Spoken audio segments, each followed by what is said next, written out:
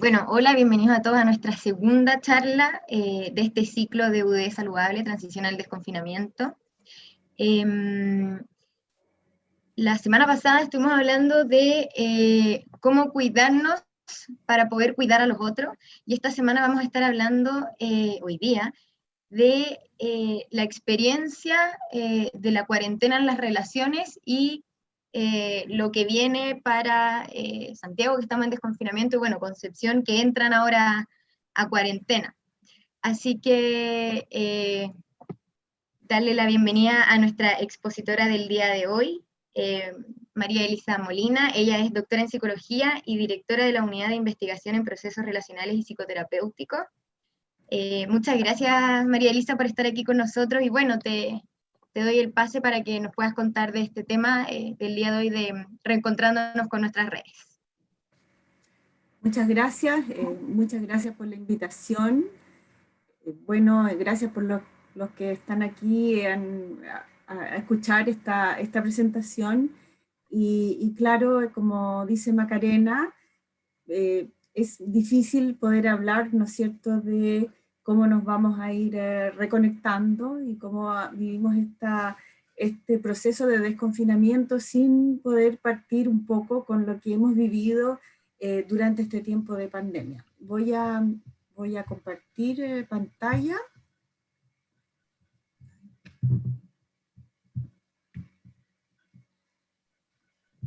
Me tienes que compartir la función de poder compartir pantalla.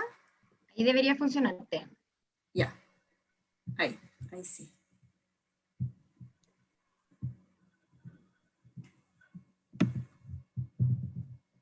Ya, ¿se ve ahí? ¿Sí? Sí, perfecto. Ya. Entonces, como les decía, voy a partir contando un poquito. La idea es, ¿no es cierto?, estamos en un proceso donde hemos vivido una serie de transformaciones y estamos en un proceso donde nos estamos disponiendo a reencontrarnos. Y este reencuentro tiene, por supuesto, que ver con lo que hemos estado viviendo durante todo este año, prácticamente desde febrero hasta esta fecha. Y entonces lo primero, la primera reflexión es decir que hemos estado viviendo tiempos de incertidumbre. Eso no es nuevo para ustedes seguramente, y en esta incertidumbre hemos aprendido a transformar nuestras formas de vida, nuestras definiciones de nosotros mismos, de las situaciones que estamos viviendo, de la etapa vital probablemente que nos toca vivir.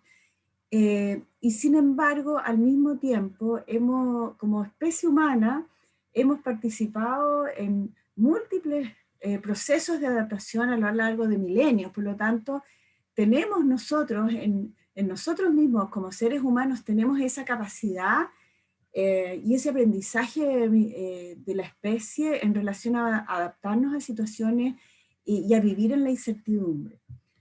Entonces, lo que hemos vivido en este tiempo es un momento, ¿no es cierto?, de desinstalación, que podríamos llamarlo, donde hemos vivido una situación hasta ese minuto que percibimos como estable y que nos exige hacer transformaciones y hacer adaptaciones en nuestra vida. Y en este proceso que vamos viviendo, en este proceso con la pandemia, nos hemos ido reinstalando, ¿no es cierto? Muchos transformamos nuestros trabajos en nuestros hogares, pudimos restablecer algunas rutinas, planteamos nuevas rutinas y nos empezamos a reinstalar, como a volver a construir alguna sensación de estabilidad, ¿no es cierto?, en ese proceso. Pero todo este proceso que estamos viviendo es un proceso de transformaciones, es en sí mismo, la incertidumbre estamos todavía en ella y estamos permanentemente en ella, y esa misma incertidumbre la vamos viviendo en relación a la espera de las medidas, en relación a los cambios, ¿no es cierto?, que tienen nuestras autoridades y nuestra sociedad, y se nos van generando nuevos quiebres, nuevas incertidumbres. Ya parece que nos habíamos instalado en nuestras casas o de nuestras formas, y ahora empieza este proceso, ¿no es cierto?, de desconfinamiento, que también es un proceso que ha sido definido paso a paso, y entonces que también nos genera como cierta percepción de que no sabemos muy bien cómo va a seguir siendo. Por lo tanto, este circuito que está ahí es como un círculo que vuelve sobre procesos de desinstalación y reinstalación, pero así es como nosotros vivimos nuestras vidas, en realidad, y posiblemente este sea como una realidad que hace que en la humanidad la estemos compartiendo, y por eso es que la sentimos como si fuera algo tan extraordinario, y no notamos, digamos, los periodos de transición menores que vivimos en nuestras propias vidas.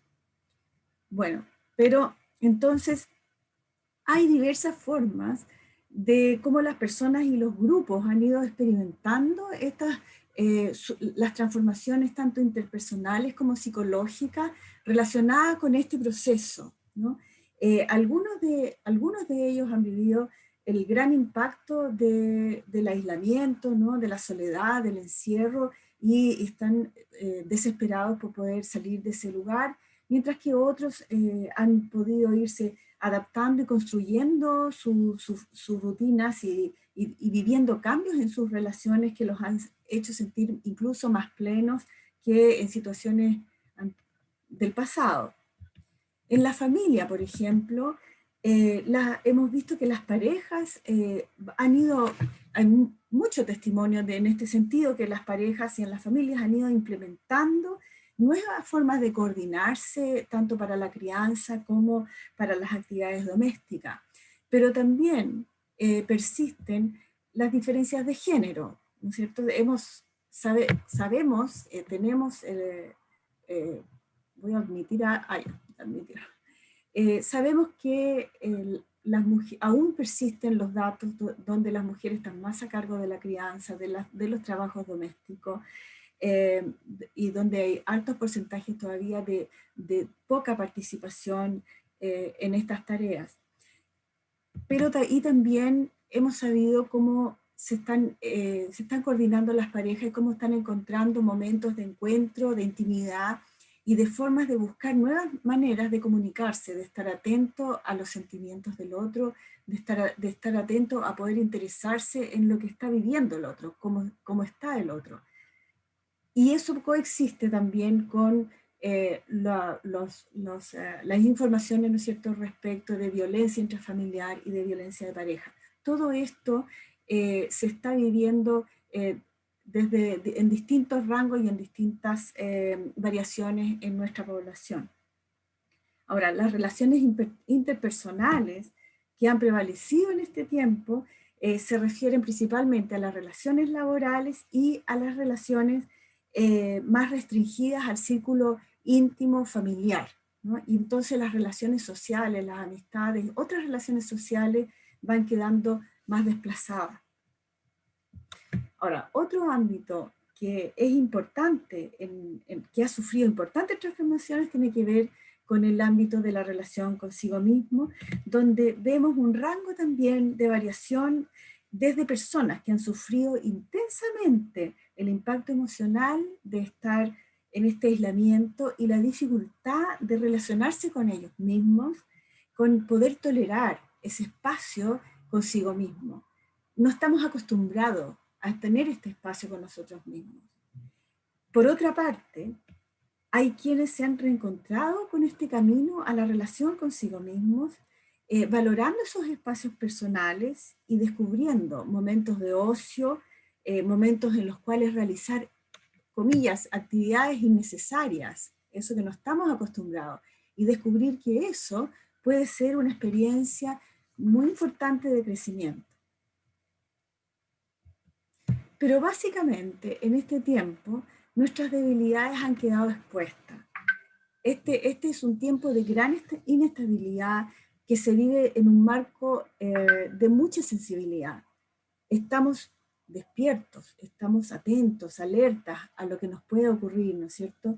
Este tiempo no se nos va a olvidar, porque este es un tiempo único donde estamos viviendo una secuencia de novedades desde lo que no podemos programar. Entonces, es desde ahí que se despiertan nuestras sensibilidades, los sentidos, las percepciones y nuestras necesidades de afecto, principalmente. Y desde esas necesidades de afecto estamos atentos a las personas que pertenecen a ese circuito que nosotros hemos delimitado como nuestros cercanos, como nuestro espacio de mundo privado, ¿no es cierto? Y estamos atentos a los cuidados que ellos tienen hacia nosotros, y también estamos atentos nosotros a poder cuidarlos a ellos. Y entonces, cuando hablamos de desconfinamiento, nos preguntamos cómo volvemos.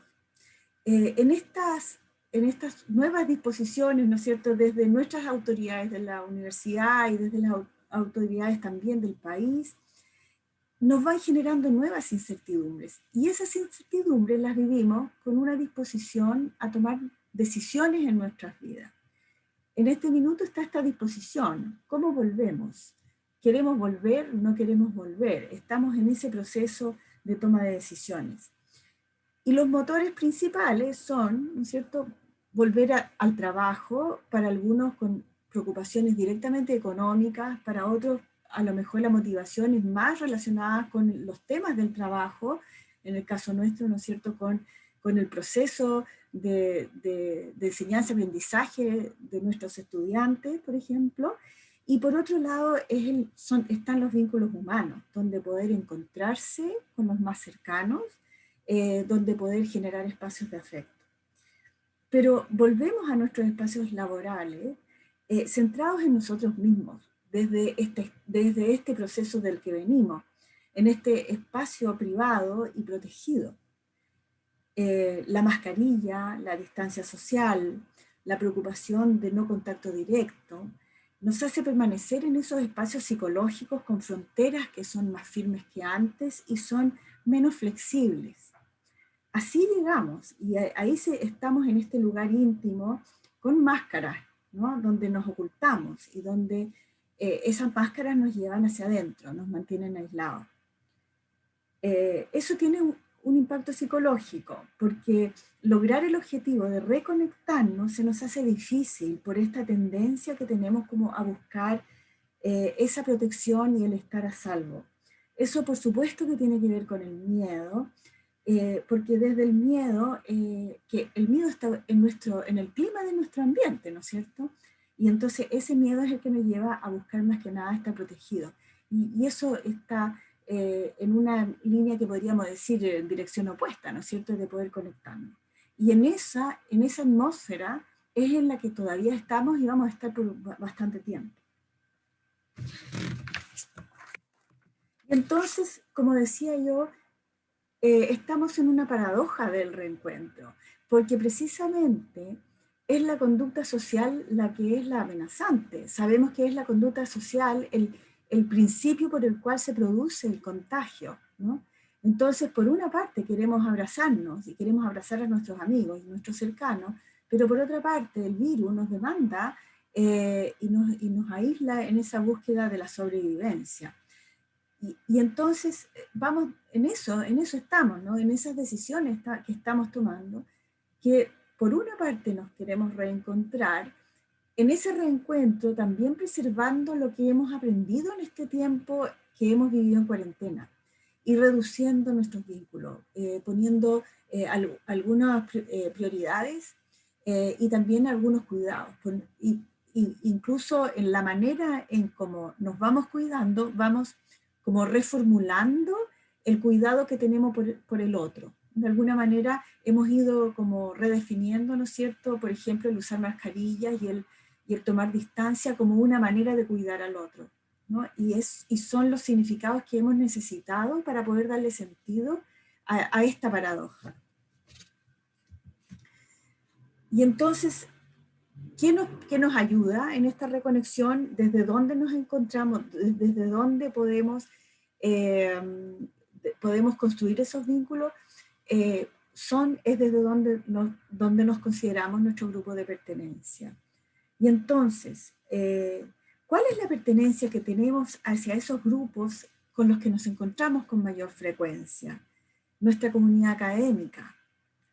¿Tenemos nosotros de curso tenemos un nosotros de facultad o de universidad, venimos a un encuentro con amigos, tenemos una identidad de grupo de trabajo, de nuestro grupo de investigación. ¿Cuál es ese grupo al cual sentimos que tenemos esa pertenencia y con el cual nos podemos relacionar de esta manera más exclusiva y más íntima? Como decía, los signos traen mensajes contradictorios. Sin ir más lejos, ¿no es cierto?, esa mascarilla, la mascarilla tiene tantos mensajes, ¿no es cierto?, desde luego oculta. Entonces, estamos en eso, como reencontrándonos en esa ambivalencia, en esos mensajes que son contradictorios, en la conexión, pero también en la distancia, dándole sentido al conectar con los otros, pero también cuidando de no pasar ciertos límites. Pero hay que decir que conexión no siempre es vínculo, ¿ya? Y entonces el punto es cómo pasamos de la mera conexión al vínculo, a esa calidad desde donde nosotros nos sentimos que estamos transmitiendo y recibiendo mensajes de afecto, ¿ya? Y entonces esa es la necesidad que tenemos, la necesidad de encontrarnos desde el afecto, y ahí está nuevamente lo contradictorio, como mientras más distantes nos sentimos, más nos necesitamos desde el afecto. Y aquí yo diría que lo que necesitamos es aceptar, es integrar estos dos mensajes contradictorios, saber que estamos con estos mensajes contradictorios, no negar el lado que está contradiciendo. No podemos negar que nos estamos ocultando o que nos estamos protegiendo, tampoco que nos queremos conectar. No se da una cosa sin la otra, estamos en ese medio indeciso, en ese medio confuso, y eso, de esa manera vamos a seguir adelante construyendo una manera distinta de poder volver a conectarnos afectivamente. Pero es una tarea que estamos empezando a hacer, ¿no? Y entonces, ¿qué sería como lo pendiente y lo aprendido a la vez? Lo pendiente a qué nos aprestamos en este tiempo y qué es lo que hemos aprendido durante estos últimos meses. Ese vínculo con afecto se produce en un tiempo y en un espacio real, ¿ya? Todavía tenemos la vista, todavía nos podemos mirar a los ojos y nos podemos decir, nos podemos encontrar y compartir lo que nos está pasando. Porque este mundo afectivo está siendo el foco y la prioridad. Cuando nosotros los psicólogos clínicos lo vemos mucho, donde lo que mantiene a las personas, lo que sostiene a las personas en lo más difícil de este periodo de miedo, de incertidumbre, de temor a perder la propia integridad, es saber que se cuenta con alguien que tiene una auténtica preocupación, una auténtica conexión con uno, ¿no? Y saber que uno es así de importante para otros. Esto es lo que le da valor a la vida en este minuto, lo que ayuda a tomar decisiones y ayuda a poder cuidarse y cuidar a otros. Y entonces, ese vínculo, en el caso del trabajo, tiene que ver con una comunidad. O sea, ¿cómo me reencuentro con esta comunidad? Y para eso, el optimismo, la energía vital y la solidaridad son aspectos que nutren ese reencuentro en comunidad. Es una conexión diferente. Por eso participamos de iniciativas de ayuda a personas de nuestra comunidad, de realizar actividades en conjunto, de apoyarnos unos a otros en nuestras tareas, en nuestros objetivos y también en nuestras dificultades. Necesitamos de irnos acompañando en eso, conocer cómo están los otros, compartir nuestros temores, nuestras dudas y nuestras ideas. Es necesario que haya eso en este encuentro, por ejemplo, que exista el espacio para lo contradictorio, para lo ambiguo, que podamos decir nuestras molestias, nuestras inseguridades, nuestros temores. Y eso forma parte de esta transformación que estamos viviendo, forma parte de este periodo de incertidumbre que no por negarlo no se va a convertir en algo cierto. Entonces necesitamos poder, por ejemplo, esta actividad de ahora yo creo que va un poco en ese sentido, como pensando en cómo construimos esos significados, cómo construimos esos mensajes y esas formas de reencontrarnos. Y para concluir, en el fondo, cómo convivir en el tiempo de pandemia, porque seguimos en el tiempo de pandemia. Estamos aprendiendo a vivir en la incerteza, en una nueva forma de existencia donde todo se renueva hacia estados que no son planificables o predecibles. La forma de adaptación a eso es a través de la creatividad, de la imaginación, pero en este minuto por sobre todo de la colaboración.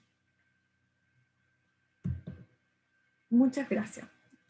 Eh, Fue cortito, pero espero que poder conversar, que ustedes puedan hacer sus preguntas o compartir lo que ustedes quieran en este espacio. Sin duda, darte primero que nada las gracias, María Elisa, por la presentación que hiciste. Creo que aborda efectivamente creo que el proceso lo que ha sido, esto de la desinstalación, la reinstalación y después los nuevos quiebres, y hoy día que estamos en un proceso de volver a instalarnos, pero también con la duda de cuánto tiempo estaremos en esto. Desde ahí, abrirle, por supuesto, el espacio a preguntas a los que nos están escuchando, ya sea por chat las puedo tomar o abrir el micrófono. A mí me gustaría partir haciendo una pregunta respecto a una de las primeras cosas que mencionabas de las relaciones con los otros. Esto de estar atento a cómo está el otro. Entonces me gustaría preguntarte dos cosas en relación a eso. Porque en el fondo muchas veces queremos estar atentos al otro y también hay un otro que quizás no está disponible. Y también cómo aprendemos a estar para el otro sin dejar de estar para nosotros. Bueno, me encanta a mí ese tema, porque precisamente nosotros vivimos con otros, en realidad, aun cuando yo me referí, bueno, eso es un punto aparte de la relación consigo mismo, pero vivimos con otros, y en ese proceso de estar atentos nosotros, o sea, estar atentos a nosotros mismos es algo que favorece el cómo estar atento al otro, y por cómo, de qué manera. El otro para nosotros siempre es desconocido y algo que le ha ocurrido a las parejas, por ejemplo, en este tiempo, las parejas que han podido enfrentar de una manera positiva y yo diría más sabia este tiempo, se han dado cuenta que no conocen a su pareja.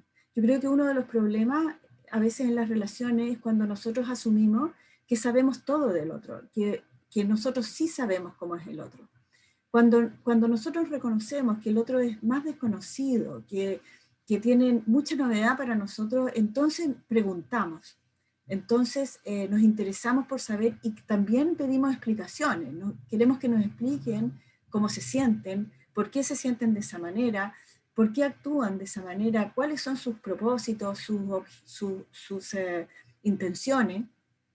Y entonces, y también lo hacemos desde lo que nos pasa a nosotros, y ahí está la vuelta a estar atentos a nosotros mismos, porque en la medida que estamos atentos a nosotros mismos, podemos decirle al otro, mira, me estoy sintiendo incómoda con lo que tú estás diciendo.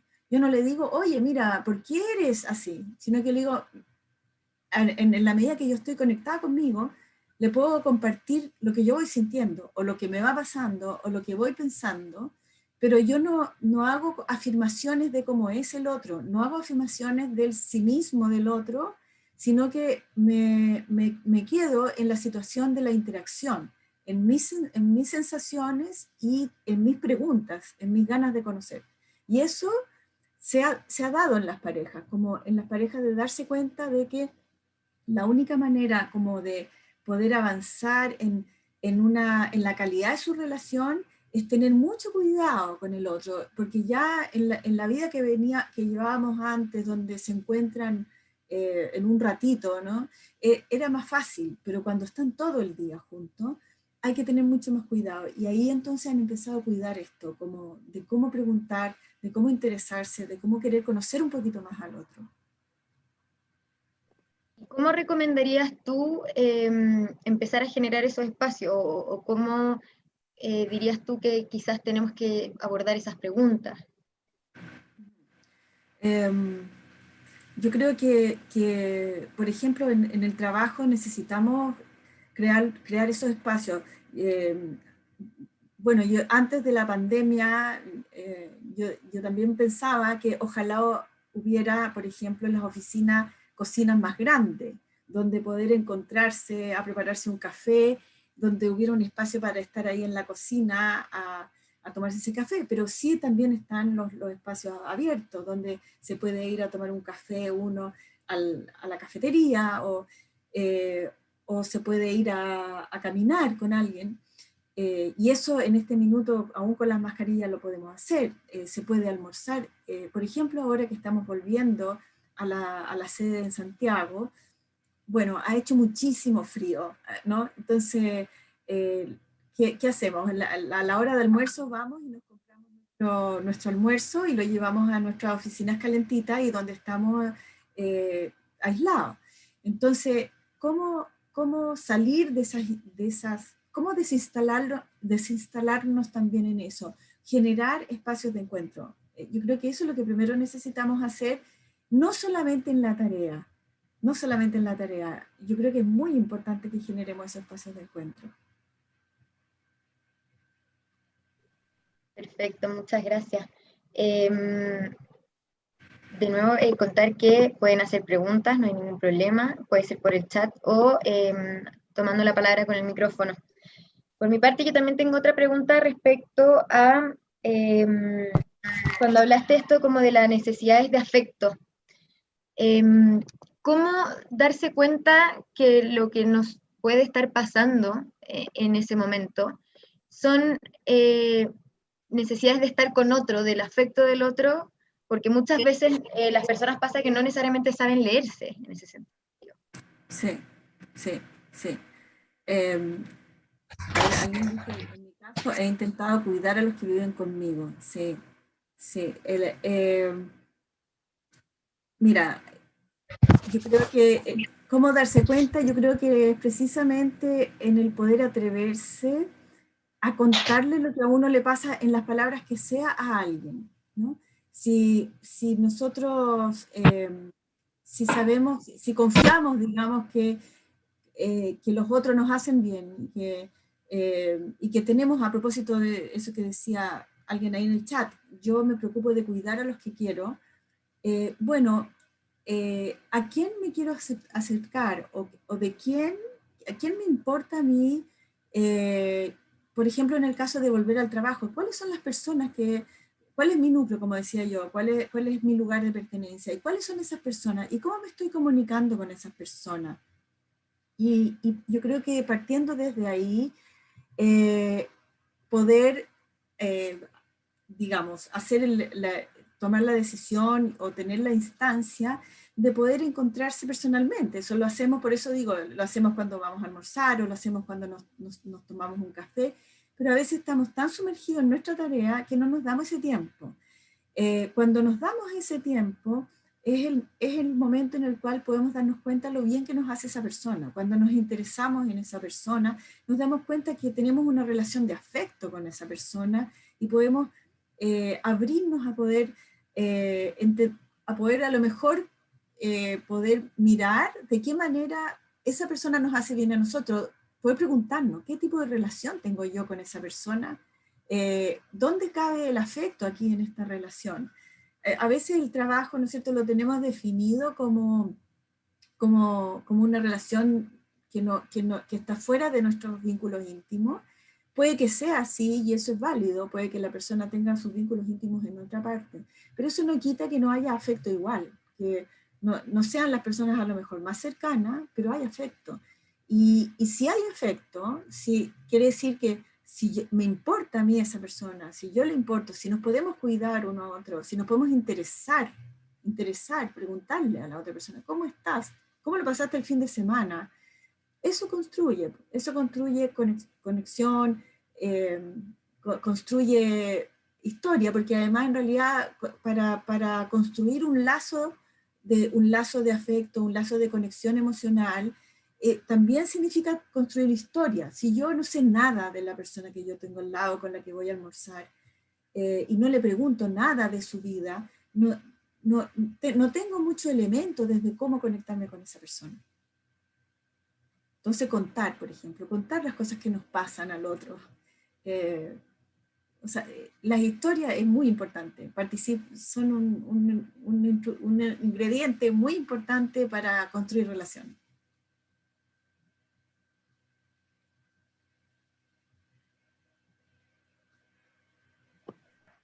Muchas gracias por esa respuesta.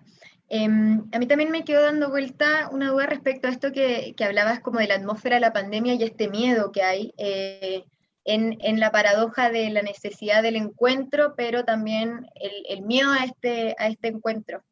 Entonces, ¿cómo recomendarías tú trabajar el miedo a este reencuentro, pero también darse cuenta de cuáles son los ritmos que uno necesita y aprender a respetar los ritmos que vamos a ir necesitando para reencontrarnos con los otros? Yo creo que, mira, hay un tema muy importante con respecto al miedo, porque este miedo de este clima, de esta atmósfera que estamos viviendo de pandemia, se junta a otros miedos que están a nivel global, ¿no? Con respecto a la crisis económica en Chile, ¿no es cierto?, a la crisis social y a la cantidad de teorías conspirativas que empiezan a crecer a través del mundo entero en relación a la pandemia y otras cosas. Y entonces quiero decir que el miedo también tiene que ver, también surge de los procesos comunicativos, también surge desde dónde nosotros nos informamos, de cuáles son los medios que estamos nosotros alimentando, desde los cuales nos estamos alimentando. Entonces yo diría, lo primero con respecto al miedo, hay una parte del miedo que tiene una base realista y que estamos en esa situación, ¿no es cierto?, de protección de vida, porque hemos sido impactados por esa amenaza a la vida. Pero por otro lado, ¿cuánto yo estoy sobrealimentando mi miedo? ¿Cuánto lo estoy sobrealimentando con información que no necesito? ¿Cuánto estoy sobrealimentándome con, por ejemplo, con noticias que a lo mejor puedo recibirlas en forma reducida? Está bien, necesitamos estar al día y estamos informados. ¿Dónde me estoy informando? ¿Cómo me estoy informando? Yo creo que eso es muy importante para poder cuidarnos en el miedo.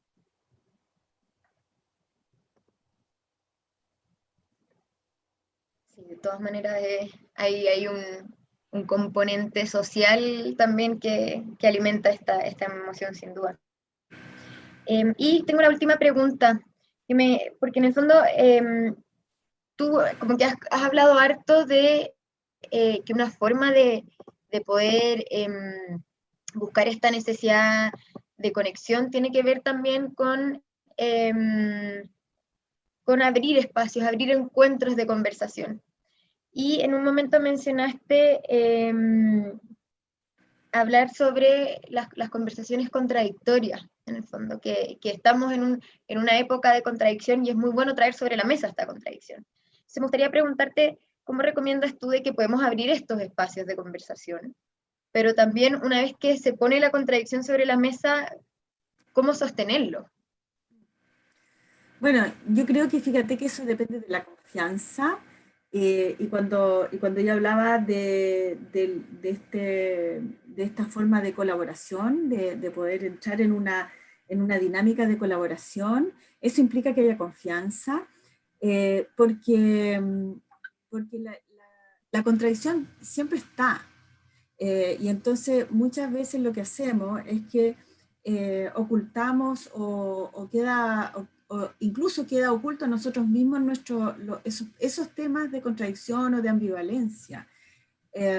Y bueno, se hacen más notorios en las situaciones de crisis como esta, ¿no? En la vida cotidiana nosotros tendemos igual los tenemos, pero nos es más fácil como camuflar la inconsistencia, la contradicción.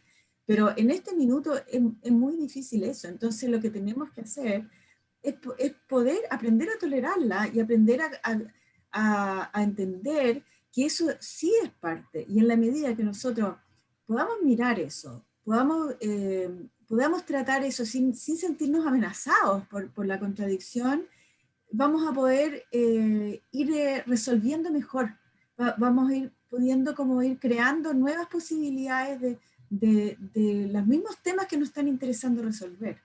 Cuando nosotros no podemos mirar lo que es la inconsistencia, nos volvemos más rígidos y nuestras soluciones son más rígidas, ¿ya? Entonces, realmente el perderle el miedo a la inconsistencia ayuda a ser más creativo.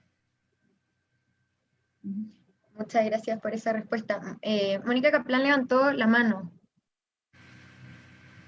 Ahí no sé si quiere hacer la pregunta por micrófono. Tendría que silenciarse, está silenciada.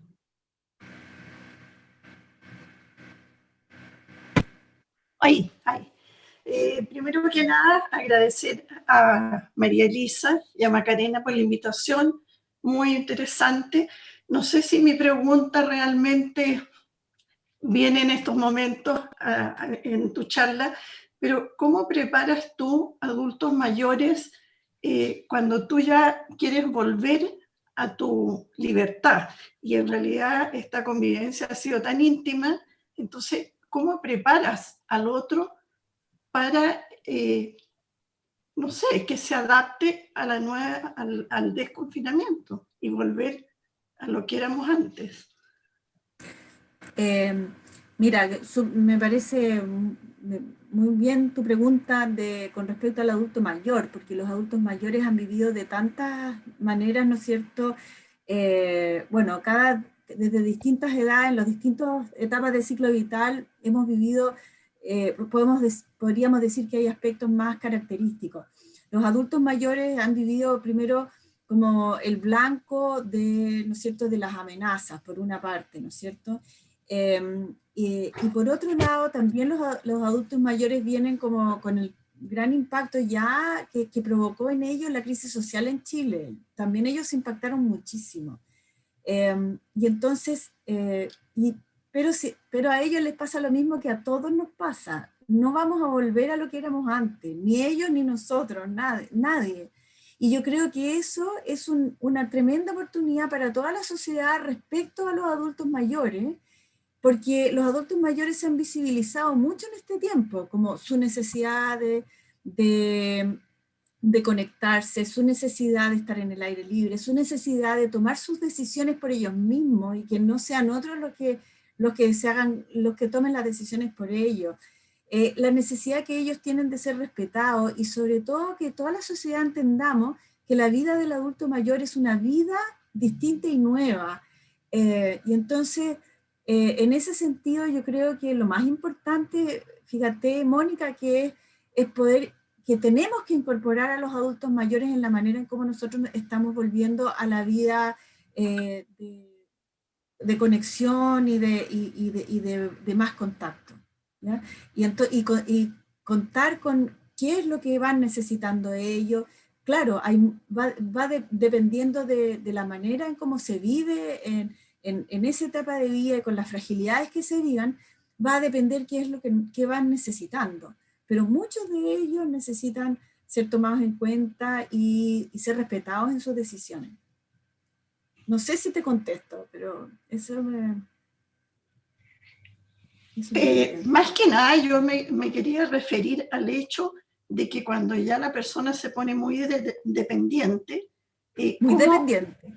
Claro, ¿cómo vas preparando a que en algún momento vamos a desconfinarnos y vamos a poder reactivar la vida que teníamos antes? ¿Cómo preparar a esa persona dependiente? Sí. Que se te hace dependiente porque estás 24 horas. Claro, ¿sí? claro. Y vas a tener que frustrarlo porque en algún minuto, ¿no es cierto?, no va a estar todo el tiempo con la persona que quiere a su lado, ¿no? Y sí, yo lo entiendo, yo creo que es una característica de los adultos mayores que, como digo, dependiendo de las características individuales, también de la edad, porque, por ejemplo, antes de los 80 es distinto de después de los 80 y es distinto después de los 90, Y entonces sabemos que hay dependencias que surgen de necesidades reales, de la fragilidad, de una fragilidad, ¿no es cierto?, que se vive y que es real y que probablemente, y yo creo que esto no le pasa solamente a los adultos mayores, también a lo que me refería, de tanta gente que a lo mejor quisiera seguir trabajando en su casa y no lo puede hacer, tiene que ir a trabajar, ¿no es cierto?, o quisiera quedarse, quisiera a lo mejor, incluso hay gente que dice que quiere dejar de trabajar para quedarse en su casa. O sea, es verdad que todos hemos vivido como en estos encuentros íntimos, hemos vivido cosas muy valiosas, muy positivas. Y bueno, por este desconfinamiento, por eso que yo digo, también es un quiebre. O sea, el desconfinamiento es un quiebre, es perder. Y así como los adultos mayores van a perder probablemente a lo mejor el momento más calentito que tuvieron con la persona más querida que estuvo 100% para ellos, lo van a perder y eso es inevitable. Pero eso es parte también de la vida, como estos quiebres y estas pérdidas. No puedo decirte otra cosa, va a ser una pérdida. Muchas gracias. Quizás para complementar a María Elisa, me imagino esto que tú decías que eventualmente va a haber que empezar a frustrarlo.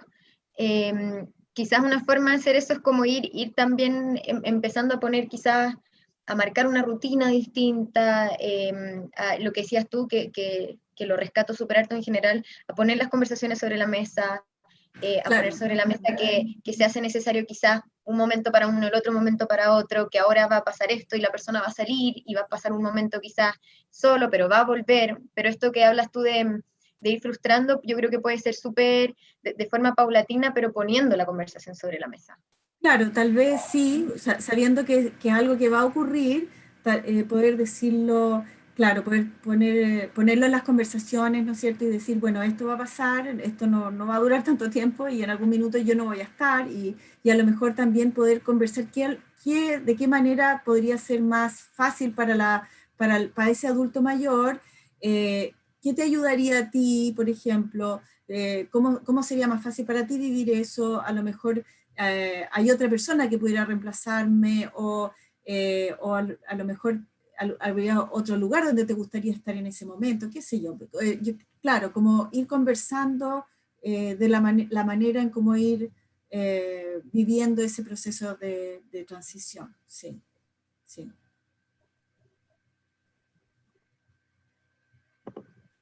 Bueno, muchísimas gracias para ir cerrando. María Elisa, te vuelvo a dar las gracias por esta tremenda presentación. Yo creo que sin duda el tema de las relaciones ha sido una gran temática dentro de esta pandemia, dado lo que decías tú, que hemos vuelto a estar 24/7 con las personas que estábamos acostumbradas a cada uno quizás tener sus espacios. Entonces creo fundamental lo que dices tú y lo rescato de mirarlo también como las relaciones con los otros, pero también la relación con uno mismo y empezar a generar estos espacios, ya sea con el otro o conmigo, que vamos a ir necesitando para poder ir adecuándonos al desconfinamiento, a la transición y también ir respetando los ritmos. Así que te doy las gracias nuevamente por la presentación, por hoy día estar aquí con nosotros y dejarlos a todos invitados el próximo viernes a otra charla de nuestro ciclo de entrenamiento consciente. Ahí vamos a estar con Mirko, que es un exalumno de kinesiología de nuestra universidad, que además es uno de los fundadores de TH Fit, así que tiene bastante experiencia de lo que ha sido perder este espacio de entrenamiento afuera, traerlo de nuevo a las casas y luego empezar a adaptarse a lo que es buscar la salud física afuera nuevamente. Así que bueno, darle las gracias a todos por participar. María Elisa, no sé si quieres decir algo más. No, agradecerles nomás, muchas gracias por la invitación y muchas gracias por las preguntas, me encantó esta conversación, así que muchas gracias a cada uno por haber estado acá. Muchas gracias a ti. Bueno, que estén todos muy bien y nos vemos el próximo viernes. Ya pues, gracias.